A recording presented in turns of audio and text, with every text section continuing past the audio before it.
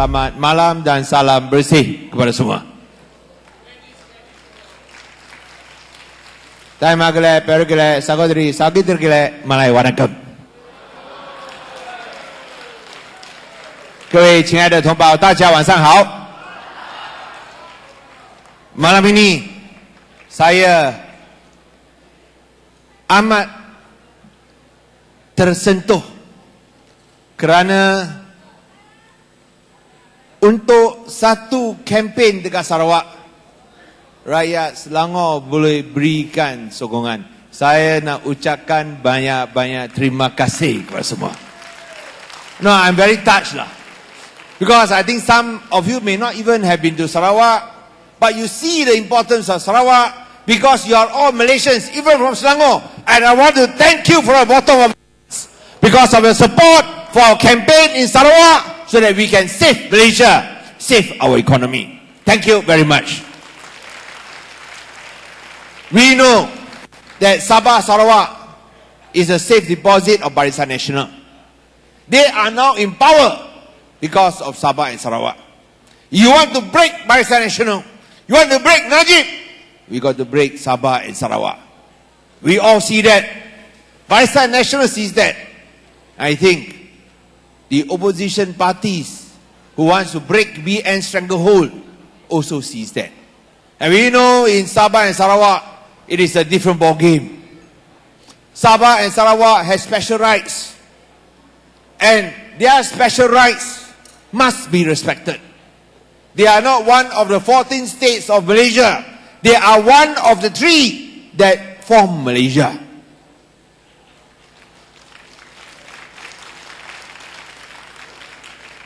我们说沙捞越非常重要，它不是马来西亚14州之一，它是马来西亚铁三角之一啊。半岛、沙巴、沙捞越，没有沙巴，没有沙捞越，就没有马来西亚。所以我们要尊重沙捞越人民的基本权益。The question is, has Barisan Nasional respected the rights of Sabah and Sarawak? We go to Sabah and Sarawak, we have seen, despite the wealth of their natural resources, despite it being one of the richest states in the country, yet the people are amongst the poorest. Why is that so? You know how corrupt the leaders are.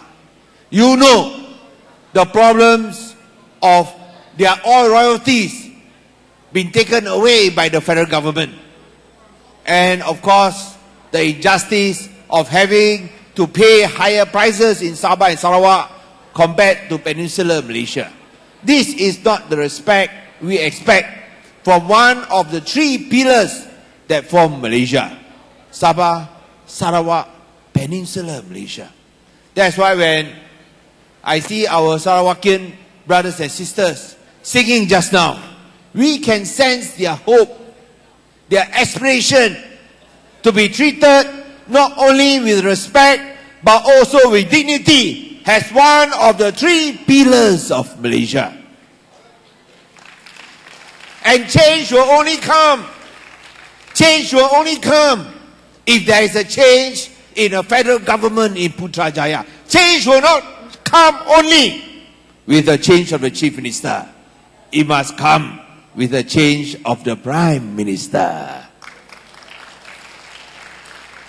And that's why it is very important for us to let Sarawakians know that with the wealth of your resources, you do not need to be poor.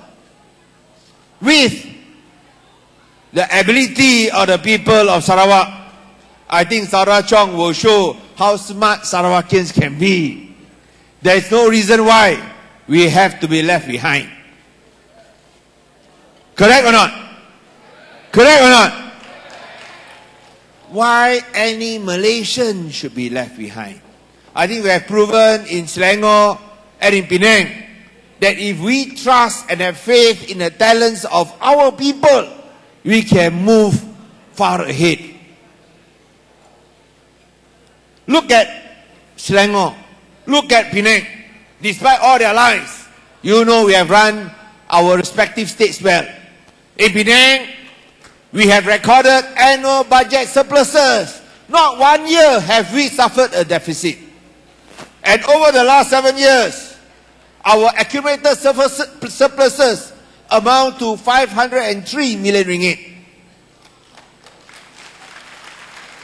More than $500 million over 7 years.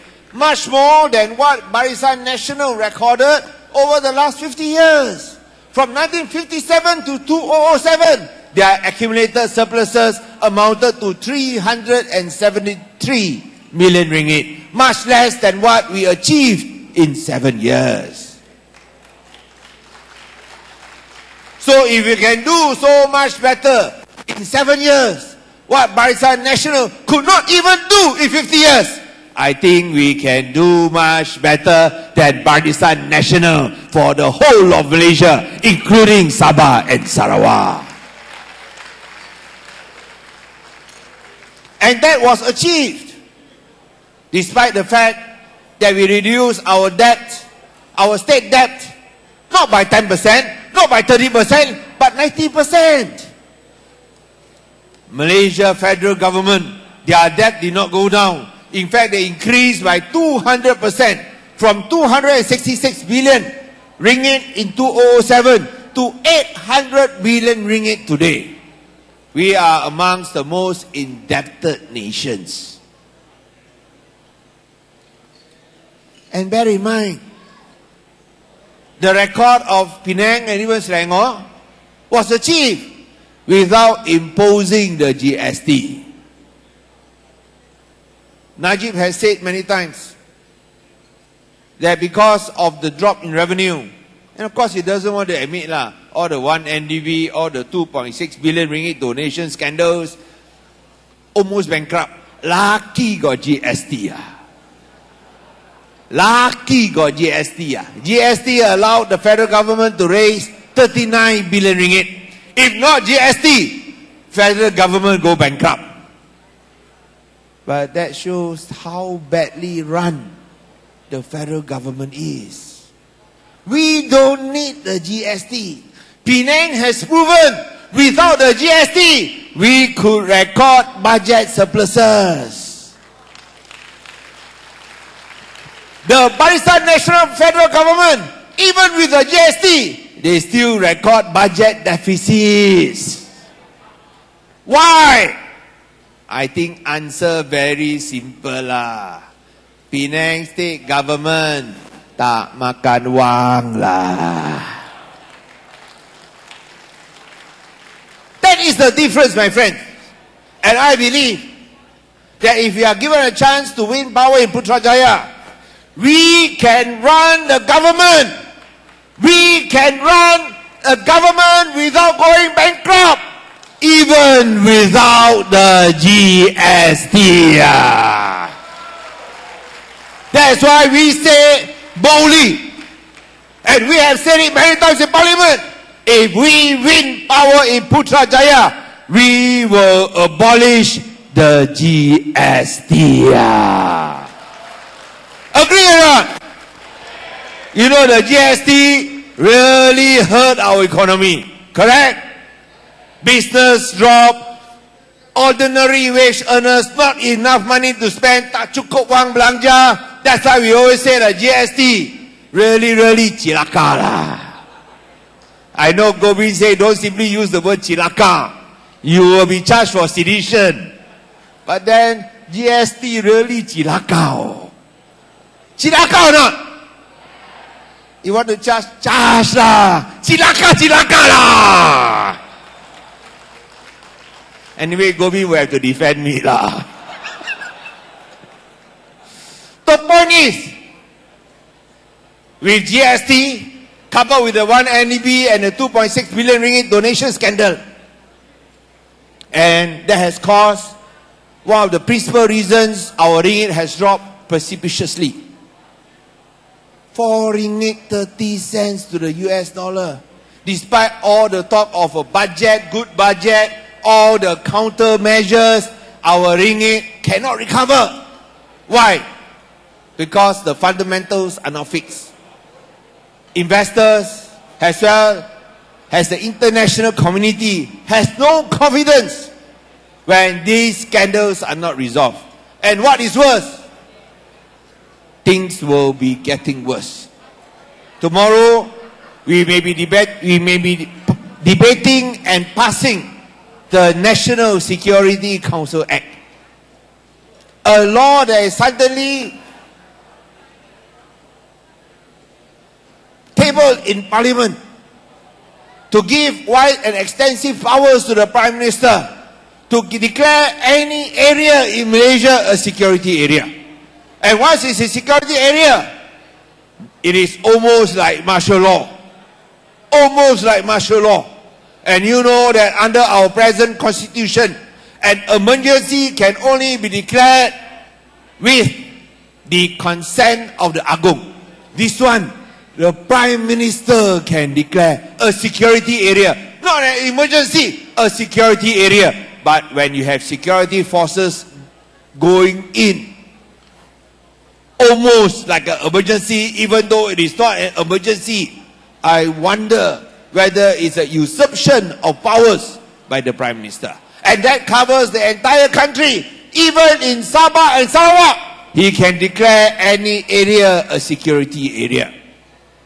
This is an unacceptable, draconian extension of powers given to one man who has everything.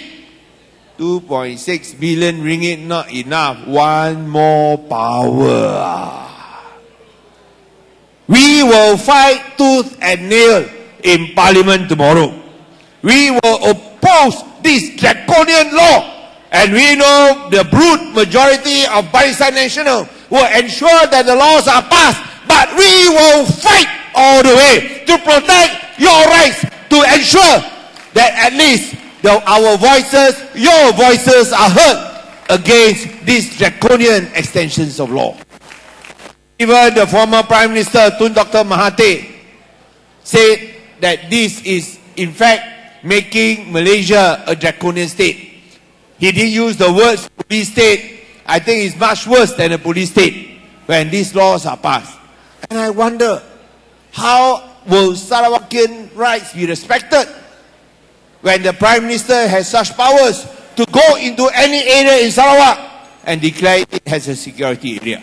I think this is something that is very dangerous, an extension of powers given only to one man. We should be talking about democratization and decentralization, not centralization and authoritarian rule. What Malaysia needs is a fresh start. What Malaysia needs is a new government and a new Prime Minister. And we cannot do that now. We need your help. And we need the help of our Sabah and Sarawakian brothers and sisters. That is why tonight's dinner is held to raise funds so that we can make impact and inroads into Sarawak. We have achieved some success with our Impian Sarawak program of providing water and electricity to rural areas. Just imagine, even though they have been part of Malaysia for 52 years, there are many rural areas without water and electricity. No wonder Sarawakians are asking, why has the federal government forgotten us? 52 years, still relying on rivers and on sunlight for them to go through their daily lives. This is not acceptable. That's why when we, as an opposition party, going in to provide water and electricity free of charge, all through the donations given by you, we want to thank you again. Thank you from the bottom of our hearts. You have given these Sarawakians hope. You have let them see the light. But more importantly, I think they realize the possibility that change is possible. If an opposition party can provide water and electricity that the government cannot do for 52 years, just imagine what else more we can achieve if we are the government. I want to thank Tony Pua for this effort. He has raised money and he has led these efforts until he cannot enter Sarawak. You know, poor Tony. My 3 minutes also up lah. But since I don't have a chief minister higher than me to allow me to continue, I will have to stop. But I want to thank Tony Pua, and I want to console him. Yeah lah, Tony, you cannot go overseas. You cannot leave the country. Sarawak also cannot go. Never mind lah. At least you can come to Penang lah. And we will treat you very well in Penang. Just as we will treat all our brothers and sisters. We will treat you well in Penang. Because Penang is a state that where we give you freedom. Freedom of speech. As well as freedom after speech. We will give you freedom to be yourself. We don't care who you are or where you come from. What is more important is what you are. We want to give you freedom of equal opportunity. And most important, freedom of all. Freedom to be the best you want to be. Freedom to live with dignity. This is the aspiration of every Penangite, every Malaysian, every Sarawakian. And we want to offer you the gift, the most important gift, the gift of freedom. But if we want to set ourselves free from Barisan National rule, let us free Sarawak. Can or not? And of course, these coming state elections will be one of the most epic elections. Because you'll be fighting not just for the soul of Sarawak, but also for the soul of Malaysia. And most important of all, for your future. They have stolen your future and my future. Let them not steal our children's future.